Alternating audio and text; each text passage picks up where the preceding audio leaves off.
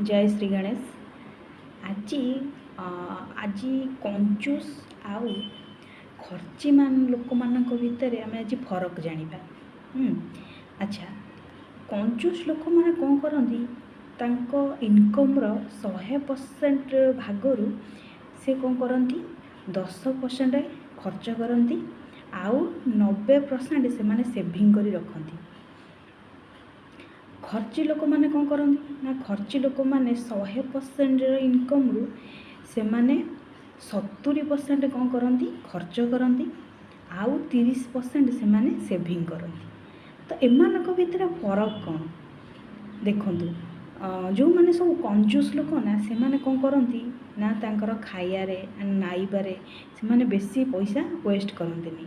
से माने कौन करती कहते सेविंग करी रखिले मु काली सकाळे गोटे भल जगह किणी